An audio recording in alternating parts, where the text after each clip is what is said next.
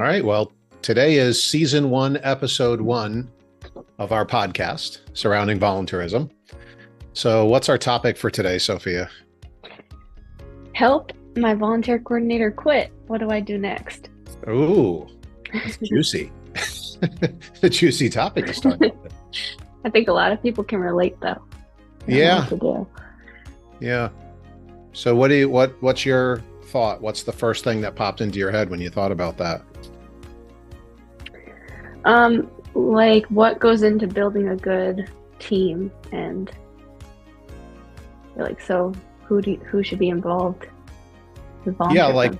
ideally, it shouldn't, I mean, it always matters, but it shouldn't hurt too badly when a volunteer coordinator leaves, because there should be a team of people involved. And so that other people can sort of pick up the slack until you find the right person if it wasn't expected, right?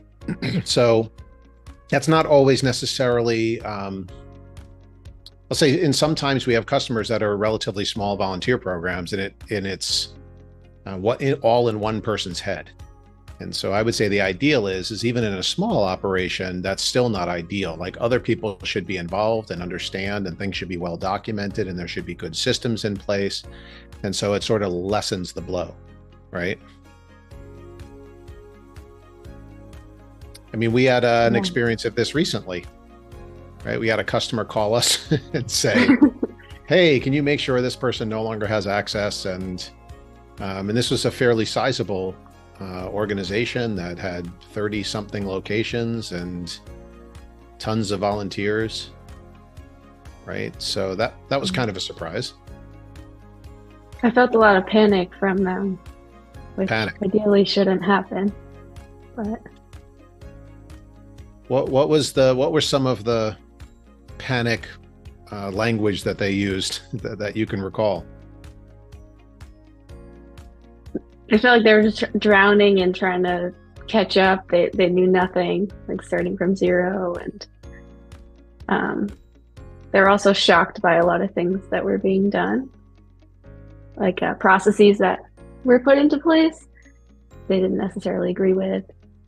Yeah, it definitely felt like the volunteer department was on an island. That's the best analogy. And it also kind of felt like it was a volunteer department of one, almost, like from a policy, procedure, systems standpoint, there was one person who understood all of that well, and then that person was now gone. It was actually said, this is kind of an interesting thing, and we see this in any kind of employee, is that one of the statements that was made, if I recall correctly, tell me if I'm wrong, was he or she kept all of this very close to their vest and didn't want to reveal anything to other people. Do you recall them saying that? Or they may have just said that to me. Yeah. Yes, for sure. So there definitely is this, generally speaking, like I've had people that work for me in the past where they like to keep things, they think it's like a means for job security, that if they feel like they hold all the keys to stuff, then they're irreplaceable. And if this experience teaches us anything, it's not that they're irreplaceable, they're just a little more difficult to replace. So, and more annoying to replace. So yeah. I've seen that as a tactic for people, just to say, well, I'm going to make sure that all of the secrets lie with me, and or it's a control thing. Like, people are, that's just how they like to have everything within themselves. Yeah, that's definitely a big piece. I see that a lot, actually. Like, we talk about this, the volunteer coordinator being like the bottleneck, not the bottleneck, there's the gatekeeper. And is that a strategy you would recommend? No. I very much dislike gatekeepers. When it comes to volunteering, like, the whole idea of it is we want to get the best talent, to help us expand our mission and make a greater impact, and gatekeeping in general feels counter to that. So we see gatekeeping in all forms. So one of those forms is all of the policies and rules and whatever lies with me, and anybody who needs anything has to come through me first. But we also see this even in the process to volunteer. Like we have a lot of organizations that come to us and they'll say, hey, what our process for onboarding volunteers is I interview everybody first. And sometimes that's necessary. I'll say this. Sometimes interviews are necessary.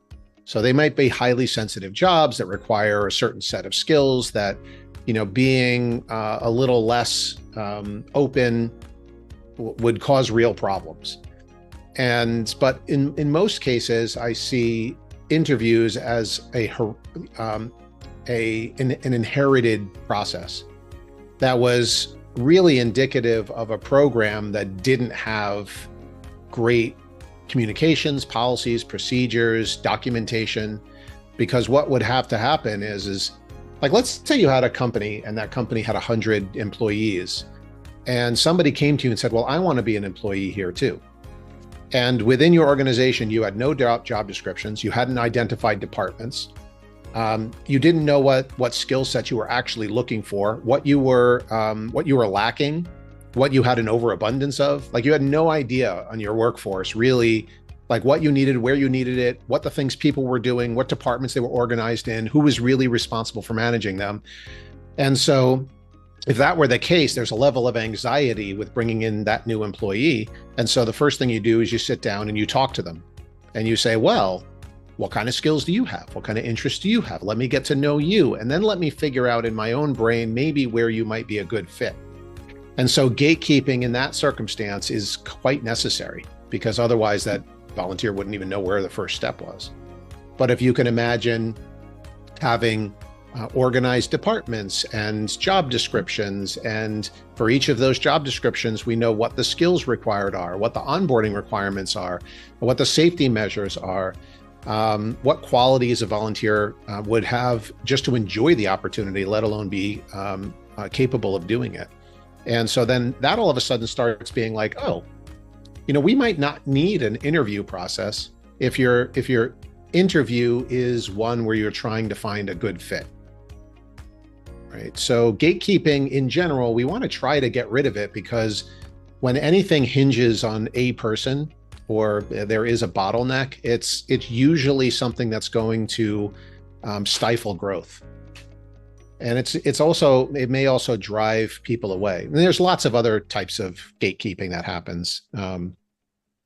But back to the volunteer coordinator, and they've just replaced it.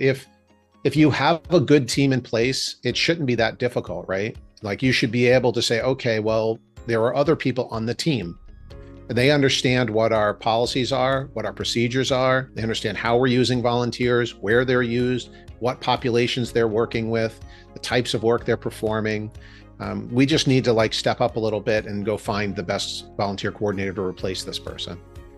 But in this one, if somebody's asking for help, they probably are not in that position. So if you were, Sophia, you're working with nonprofits every day, implementing volunteer programs for them. So if you were to say, I want to build a team around volunteering. And by the way, when I say team, I don't mean like a dozen full-time employees. When I say team, I mean those people that have that touch on the volunteer programs. Like they have some level of visibility, and it might be 5% of their job, but they should be aware of, have an understanding of how this impacts different areas. So if you were going to build a team, can you name for me, off the top of your head, the first 3 departments within your nonprofit that should be engaged and involved in building that? I would say definitely the volunteer coordinator, a person who's actually on the ground with the volunteers. I guess the first 3. A technical resource if possible, just to bounce ideas off data, what are we tracking, how are we tracking it? And then someone probably who is more of a visionary, that's what I like to call them, someone who's looking at growth and how volunteers are being used for the whole organization. I named 3. Yeah. So the visionary is probably the most important, in my opinion. So this is the person who says, we have a mission as an organization, and I want to envision how we utilize volunteers to further our mission. And it's not nuts and bolts. It's more like the why behind it. Like why do we want to have an amazing volunteer program? How is it going to benefit our cause? Because, for us, 99% of our customers are nonprofit organizations with some pretty fantastic missions. So somebody should be looking at the mission first and saying, well, how is this going to further whatever our cause is, whether it's, saving an endangered species or providing dollars to medical research or, delivering services to underserved kids or something like that. So that really is first and foremost, what's our mission? How do we connect this to our mission? I would add to that somebody in development. So I think of them as what are the different departments within your organization? And you probably, like anybody listening to this now, probably knows, right off the top of your head, just name the different departments or divisions. And so you might have a development department. I mean, most nonprofits do. One of the things that I think is also interesting is where volunteerism lives within most organizations. Could be an entirely other topic, but who's responsible for it? What department do they actually sit in? We usually see it in development, HR, or operations are the three most popular that we see often, right? I personally prefer development because it actually is in more alignment with what volunteers actually do, which is to donate their time. Also because volunteers are much more likely to donate money than non-volunteers too. They're 2 to 3 times more likely to donate. So yeah, I believe firmly that it should be in the development department, and we should look at human capital as a real, valuable, tangible asset that's being given to the organization to do something valuable with to further their mission. So we'll start with the development department. I think that's where it should live, and there should be representatives saying, in essence, how could this make us a more financially secure organization?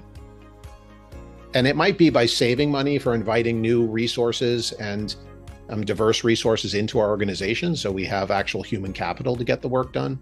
But also, how do we directly utilize volunteers to raise money?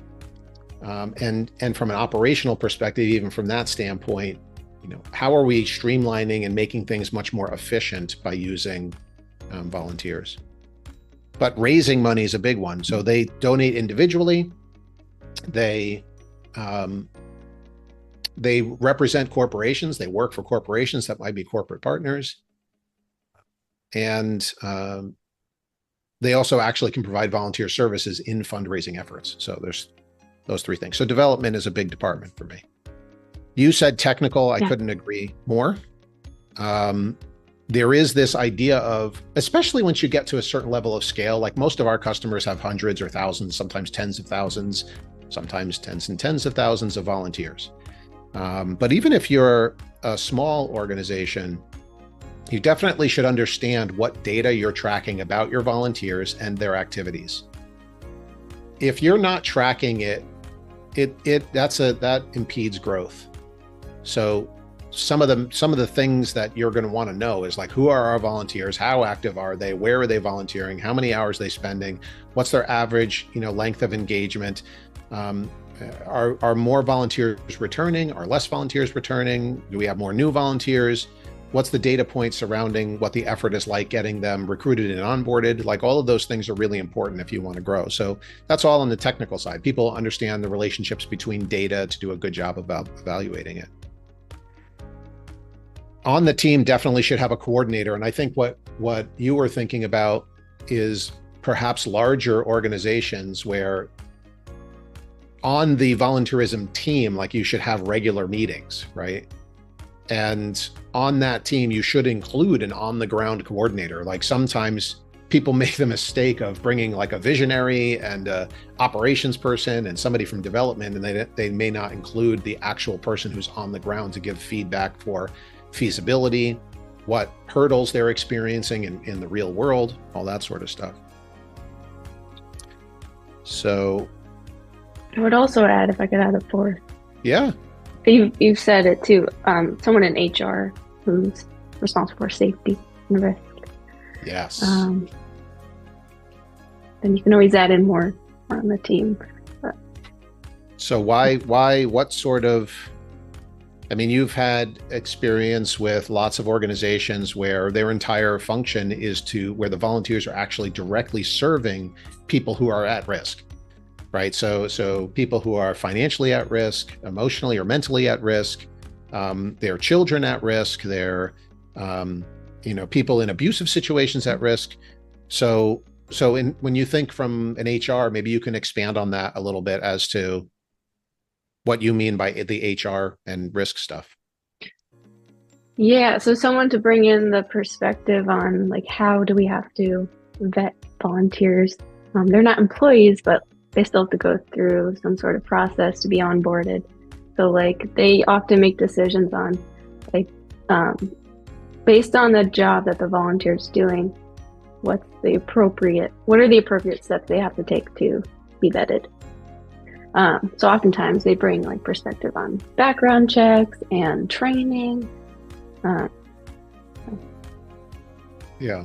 And it's not necessarily only vetting, right? Like a lot of the times these are living, breathing compliance requirements that even for returning volunteers, they may have to repeat some of these elements. So, right. So what are the policies about what makes a volunteer qualified, right? So if I want to work with children and, I'm working in an environment where I may be able to have access to a child alone, right? That's a pretty risky situation. What would I have to have as a volunteer to do that? And conversely, where is it overkill? Like sometimes HR departments can get in and say, okay, now we're just getting crazy. Like we don't need to background check, fingerprint, do interviews with their past employers for somebody who's handing out water at a 5K, right? So it is really trying to find the appropriate level of vetting and compliance tracking surrounding the type of work the volunteer is actually doing. I always break it down into three things that you want to evaluate. One is what is the actual work the volunteer is doing? And what are the inherent risks in that? And by the way, this is what you're alluding to, Sophia, that this is what HR's responsibility is. So what is the volunteer doing? What is their actual job? Like, are they handling money? Are they working with children? Are they, is there some sort of skill set they have to have? Like, is this medical volunteering? Like somebody providing, medical services? Are they providing tax guidance to people in the inner city and helping people file their returns? Like, what is the actual nature of the work they're doing, and what do we have to make sure that we have in place that demonstrates that they're qualified to do it? Whether those qualifications come from outside our organization, like there's third parties that might certify somebody or make sure they have the right training, or is it something that we need to do in order to make sure that they have those qualifications? So number one is who they're working with. The second one would be, the first one was what they're doing. The second one would be who they're working with. So what populations are they working with? So, and you might easily say, like, the more sensitive the population, probably the higher the vetting and compliance requirements.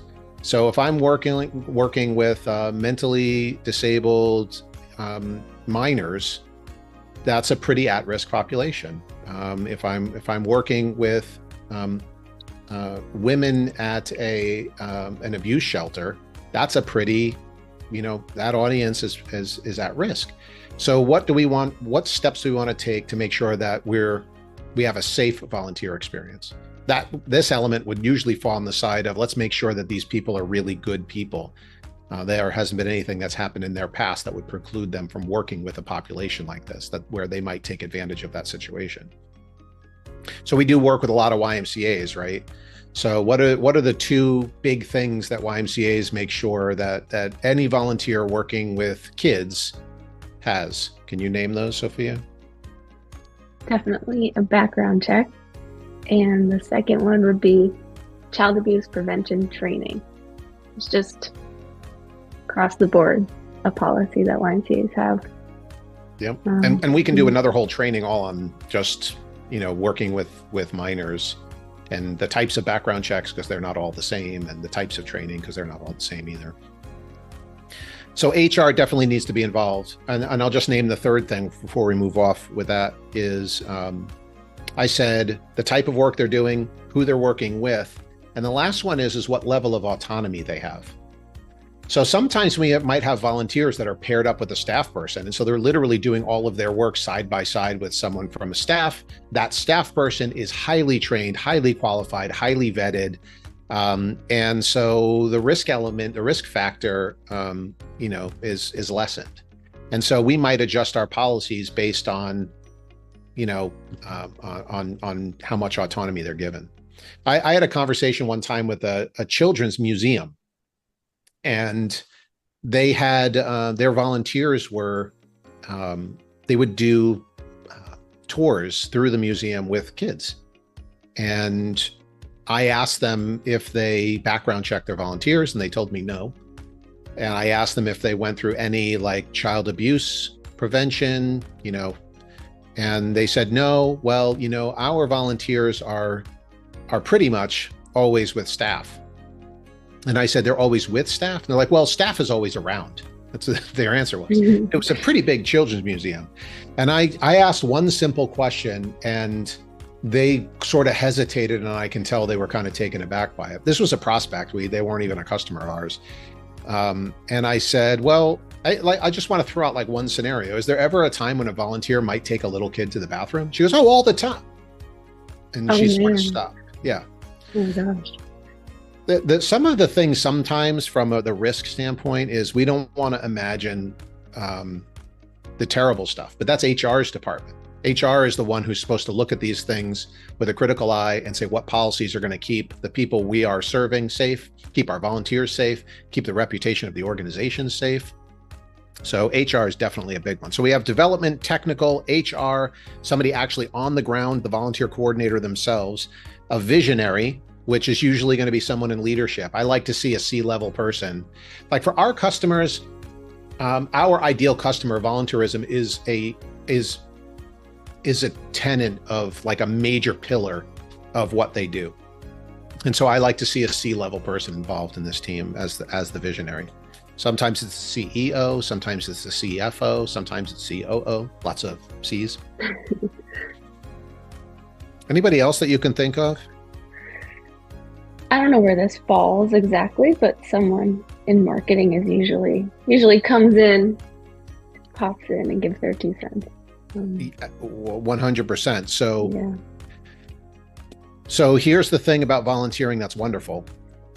If you actually use the activities that your volunteers are doing, who your volunteers are, the impact that they're making, it's a fantastic marketing tool just to actually highlight what the organization does. So if I wanted to say, hey, we had 100 volunteers show up at this event and make this kind of difference, it's a great thing to utilize as sort of a catalyst for some sort of marketing opportunity. So I was on LinkedIn, and one of our customers in Atlanta posted that they had 150 volunteers from a local corporate partner come in and perform this single day activity where their employees were there for most of the day helping with something. And it was a double whammy of a thing. It highlighted the types of services and difference the organization itself is making. It highlights the idea that we have this partner and it's a well-known company. It helps to fortify their relationship with that corporation. So there's lots of opportunity to leverage the volunteer activities in our marketing efforts. So that's a huge one. Even just using the advertising of volunteer opportunities to properly communicate what it is that your organization does and the impact that you make. And people generally are like, well, if all of these other individuals who aren't paid are out there doing this work on behalf of this organization, how valuable are their services? How valuable is their mission to our community? And so I find that to be a great opportunity for the marketing team. On top of that, Sophia, the flip side of it is sometimes the marketing team needs to be involved, because in any good volunteer program, there's branding, there's messaging, like even back to our volunteer populations, who again are volunteers, they're our ambassadors out into our local communities. Sometimes they're board members, they're donors. So like with their volunteer experience, how are we reinforcing our brand, our messaging, our mission to that population, especially if you have lots of volunteers? So like we have one customer that has 50,000 volunteers. So when we are presenting them with volunteer opportunities, what's the branding, messaging, and all of that surrounding that? So we should have templates and good guidelines for that as well. So I'm going to add one more that's a little bit, might be more specific to a certain type of nonprofit. And that is what I'll call membership. And this is like, who are the customers? You might have customers. Like if you think about a museum, they have people who become members of the museum. If you are a performing arts center, you have members of the performing arts center, and there's certain benefits and stuff to doing that. And zoos have the same thing. YMCAs have the same thing, obviously. So if somebody from membership is looking at the volunteer programs and saying, how does this benefit membership? How does this benefit bringing on more customers, so to speak, that actually produce revenue the same way donations do? So how do we take the existing volunteers who are not members or customers and make them members or customers? How do we take the people that are already members or customers and get them to volunteer? Because the volunteering enhances their membership experience. It brings them closer to the organization and mission. They actually get to directly make an impact, which will increase their likelihood that they will maintain their membership. So there's attracting new members, fortifying and retaining existing members. That's a big deal. So, especially again, once you get to more sizable volunteer programs, you have hundreds or thousands of volunteers, these become like super important and easy wins. It's literally like how do we just communicate with them, or even know that they're also a member or also donor, which brings back the technical side of it. So when we think about development, membership, the vision, right? All of these elements, they do rely on good data. So if I knew that I had, if I wanted to invite our members, for example, to come volunteer, how are we going to do that? And that's where also that technical side might come into play. So lots of cases, we do integrations with someone's CRM or their donor management system, or their marketing system, to make sure that we sort of have a 360 view on all of our supporters. All right, so if we go back again and we said, okay, in an ideal world, right? And so there might be some people listening going, I don't even have that many people, in my entire department. We might look at it, well, this isn't an ideal world. So we have a visionary that sees what the future is of the organization and our mission, and how volunteerism plays a big part in that. We have our development person that's looking toward volunteers to either help us raise money, actually donate money, or help us to foster relationships with corporate partners. We have the actual on-the-ground coordinator or coordinators. We have HR that's helping us with our onboarding and compliance policies. We have marketing that is actually utilizing the volunteer activities themselves to recruit new supporters. They also will help us with messaging and branding surrounding our volunteer programs. And if you have a membership scenario, or you have customers, like I said, like a museum's an easy example. How can volunteerism support membership to help retain our existing members or attract new members? And then technical. So what's the data points that we have to have surrounding all of those elements so that we can make good decisions moving forward? So if this is 1, 2, 3, 4, 5, 6, 7 different departments. So that's a lot. How feasible do you think that is, Sophia, for most nonprofits? from my experience, it seems difficult to get everyone. Um, but it's difficult, I think, for smaller nonprofits. But a lot of times, someone will take on multiple roles. You know, they count someone with just a little bit of technical experience as they check the box for that technical genius on the team, and it applies to other roles too. Well, I think you kind of hit the nail on the head, is that one person can serve multiple roles, and in actuality, one person may have to serve all roles. In my opinion, the most important thing is that all of those roles are represented, but it's not ideal for it to be all one person.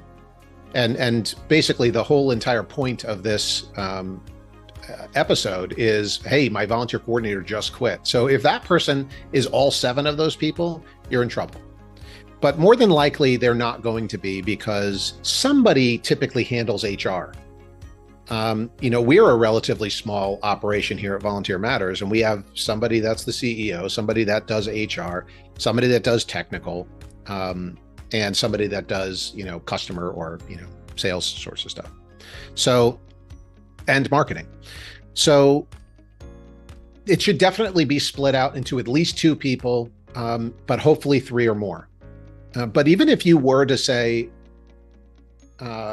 this is one person, let's take the worst case scenario. We have one person who is handling all 7 of these roles. And that person, how do I insulate ourselves as an organization when that person gets up and leaves? And the one word answer to that is documentation.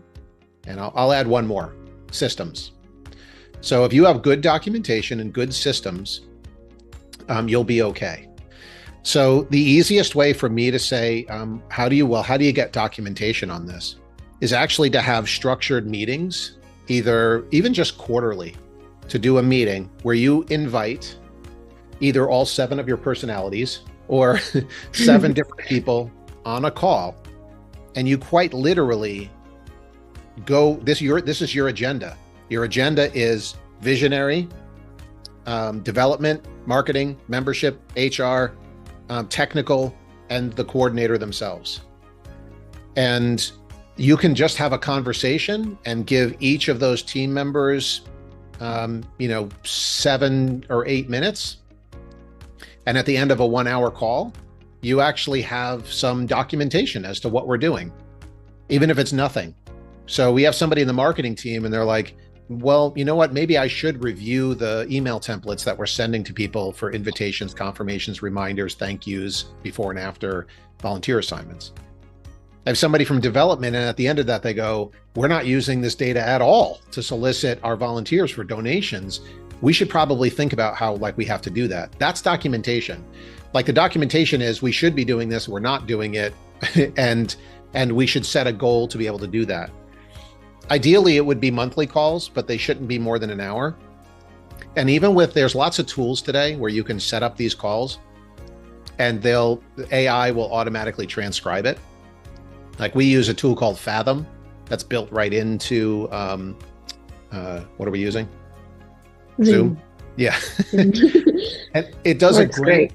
It does, right? You can go through and AI automatically takes notes on all of the topics you discussed, and you can either do a transcription or you can actually have it analyze what people talked about. So one of them, I do think, would say, okay, I want you to summarize what each person said. So if you just go through each of those departments 7 or 8 minutes apiece, you start getting documentation that was automatically generated for you by AI. So that's one way to do it. And from the technical side, somebody should know who has the keys to all of these things. Where does this documentation live? Where are the systems? Who has access to those systems? How secure is that data? All of that sort of stuff that they should be looking at. And then this way, if somebody leaves and it's the coordinator, I still have somebody from development, somebody from technical, somebody that's the visionary C-level person, somebody from marketing, somebody that membership at least is aware of the fact that we have volunteers, how we're utilizing them, how it impacts our organization, and it can eliminate the panic. So, Sophia, what percentage do you think panic actually is involved in the equation? In an ideal, oh, like in an No, ideal. let's say this recent, the reason why we decided to do this podcast, by the way, if we didn't say it from the beginning, is that we had a customer that called us and said in a panic, our volunteer coordinator just left, was not under great terms, and what do we do? And so we were helping them, through this process, probably more than we should have had they done these things that we're talking about now. So. Oh, yeah. So as far as like their perspective on what kind of position they were in, I think panic played a pretty hefty role in their ability to recover. I think it was the main factor. It was like a deer in the headlights situation. But then once we did help them through it a little bit, everything seemed to level out pretty quickly. So I guess then there would be our first bit of advice: don't panic. Yeah, I was gonna say, we should start out with that. Don't panic. Right. It's all gonna be okay. Now the lesson to be learned from that is, if we had, and we've been working with this organization for how long? Over a year? Oh, yeah. Yeah. If we had had 4 meetings and we had involved, even just a few of these individuals in each of these categories. And we, by the way, we help facilitate these meetings for our enterprise customers. So enterprise customers, one of the things we do, or one of the things Sophia does, is she gets on monthly or quarterly, it's up to the customer's preference, and she'll actually host the call. And so we'll just run down, like, how are things going in each of these categories? And is there anything that raises a red flag, anything you need from us, kind of thing. If we had just had those with their team prior to this individual's departure, there probably would have been zero panic. I agree with you. Sure. And the other thing is that there were this is the other part of it too. It's accountability as well. Having one person do everything in a vacuum means that you're actually limiting good ideas, because no matter how smart one person is, like Sophia's super smart. If I left everything in her job entirely up to her and said, you're working in a vacuum and you're never talking to anybody in the organization about anything that you do on a regular basis, we are limited to her good ideas, which is bountiful. She's very bright, and I think that she's fantastic. However, our organization is loaded with really bright people, and so we're limiting ourselves to the good ideas of others. And sometimes, all of us are capable of making a silly decision too. I know I am. So sometimes, like, I'll say, well, this is what I think we should do. And somebody would be like, why? And I'm like, oh, that's a good point. So we had those moments with this customer as well, is that this one person who actually was a quality, smart person, made some decisions on behalf of the organization that actually, not to go too much down this road, but it was against our advice. But this person was given so much autonomy, and there was so little visibility into what he was doing, that he was actually not even taking our advice and doing some things that put their volunteer program at a little bit of risk, and certainly made things a little bit more cumbersome from a volunteer experience standpoint. And had just one other person been on those calls, somebody would have said, well, I disagree, and these are the reasons why, and they might have avoided those things altogether. So that's the other part, is having a team means you have more and better ideas, and more and better accountability for the team members. I had a really good experience recently that was almost like the opposite of what we're this other. I think I want to hear every detail of this story, and I think that we'll close on this story, because I think we've gone through so much now that people's heads might be spinning a little bit, but let's hear it. Yes, this was a recent deployment of a system, and it was an enterprise customer, but they had a team from the beginning that was working to roll out the software and change their system, but they had someone in each of these categories for sure. And I think the other person they had was like a project manager who kept everyone on track throughout this. But I just saw how they all worked together. They brought their own genius into the conversation. And an example I'll give like a very specific example. There was a program like coordinator, I'd say, who had a great idea, and then they wanted to figure out how to track it in the system. And then that's where like the technical side they came in, were like, let's do it this way. And you definitely saw how they collaborated instead of like one person saying, I think we should do it this way. And like they didn't think about all these different pieces to it. But the result was that it was a very, very good rollout. They're all very confident in what they built too. And I think that if someone for some reason had to leave the volunteer program, they would have no problem. They have everything documented. Very strong foundation, I'd say. So that's cool too. You get both sides. Actually, I mean, the reason why this experience with somebody leaving and somebody panicking stood out was because we actually have really amazing customers where this doesn't happen that often.